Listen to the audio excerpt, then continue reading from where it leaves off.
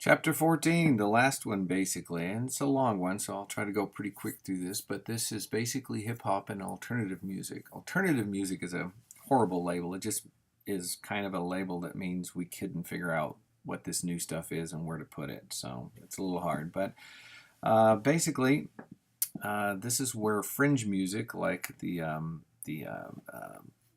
West Coast scene, the grunge scene out of Seattle, starts up in the 90s. Smells Like Teen Spirit, Nirvana, if that rings a bell. And we have a lot of mega stars that are rising in the early 90s, but you'll notice they're very eclectic if you want to read that at the very beginning of the chapter. There's a very jumbly taste of music in this time. The book talks a little bit about Johnny Cash. He had recently passed away in 2003. And so they're kind of going on about his history there. And frankly, being a big Johnny Cash fan, I enjoyed that. But you can probably skip that if you want to. But hip hop is just come out, and it is now breaking out. And so we're having a lot of new music and a lot of assimilation too of hip hop. Like Herbie Hancock, who's a jazz musician, is working with DJS Grand Mixer DST. And you're going to see a bunch of these new labels coming out also. A good test question is, what are these labels? Def Jam Records is one of them. They produced people like the Beastie Boys and Run DMC. That's a good association to get because these are two early hip-hop groups that are very popular for various reasons. Run DMC is three guys, Simmons, McDaniels, Mizzle, college educated, middle class from Queens, New York.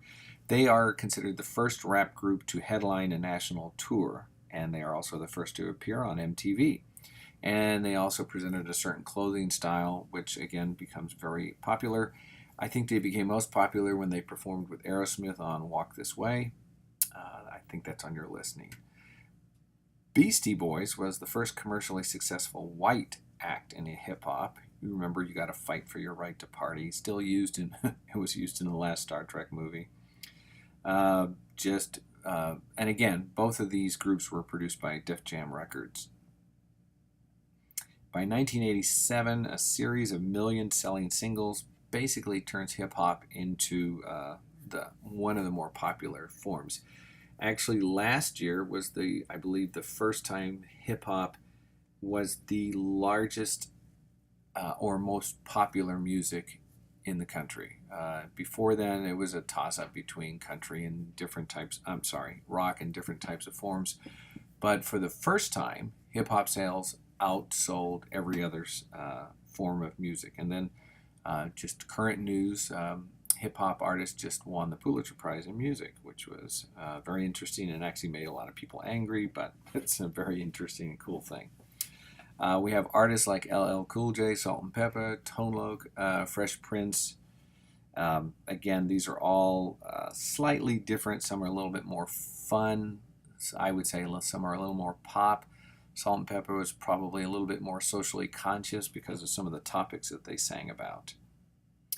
Another image, though, and a lot of people kind of reacted badly against that, was gangster rap. Public Enemy probably was one of the earliest and the first ones. Public Enemy, that group was founded in 1982. Again, it's just a core of college students interested in hip-hop and political activism. We have Chuck D, Flava Flav, Terminator X, Professor Griff, and a lot of dancers. The listening, the watching is Night of the Living Bassheads. It looks old-fashioned to us now, but at the time, it really caused a lot of controversy. And we have other different kinds. There's a listing there: Ice-T, NWA, Dr. Dre, Snoop Dogg, or whatever he's called now. I never can keep up with it. On the lighter side, they have MC Hammer and Vanilla Ice, and that's more on the commercialization side. There's a good section in the book about West Coast versus East Coast rap, or I should just say musicians, because a lot of murders and gang style type killings happen at this time, which caused a lot of problems, or as far as public image goes. Another record label besides Def Jam Records was Death Row Record. Just keep that in your notes. Also, I like that as a test question, these new record labels. Death Row Records' first protege was probably Snoop Dogg, especially with the song "What's My Name." In women, it's there's a controversial subject of women in hip hop, and just the bad way that they're portrayed a lot. And the people that pushed back were people like Queen Latifah, a very important person of this time. Let me take a look at this. Her song "Unity," give it a listen to. It just shows the strength of that side of it also. The book kind of skips around a little bit, so the next thing they go into is techno and alternative music before they go back to hip hop. They're talking about techno raves and the use of ecstasy, house music. This is all coming out of the disco era, moving towards the new dance crazes, and so discos are now becoming technos. Raves are just large dance type things, but that's a good test question. The roots seem to be in the Detroit area. It's a little bit of a mix of George Clinton and a little bit of the German techno group Kraftwerk. Techno is a term used in Detroit. House music is more Chicago. Your groups, Prodigy, Orbital Moby, Daft Punk, now, though that doesn't quite fit into that. Alternative, again, it's just basically challenging the status quo, and it's a venue for new trends and styles. It can be anything from these early groups, Sonic Youth, R.E.M., Dead Kennedys, Nirvana, listen to that music. Hardcore, which is a little bit more like cleaned up punk, The Germs, Black Flag, X, and of course my favorite, Butthole Surfers. And then you have thrash and speed metal, like Metallica and Megadeth, who are, again, having a resurgence in popularity, frankly, because they're just getting old and still hanging in there. What's the difference between thrash and speed? Well, people argue about it. So for a test question, let us just say that thrash is faster than speed metal. That's what the book says anyway, so I'm good with that. So don't think of speed as faster. Think of thrash as even faster than speed. And I think it's a test question. We do have these regional sounds, like in the early groups. That Seattle scene of grunge, which is like post-punk, if you will, with Nirvana. But before Nirvana, we had Green River, Mudhoney, Pearl Jam, Soundgarden.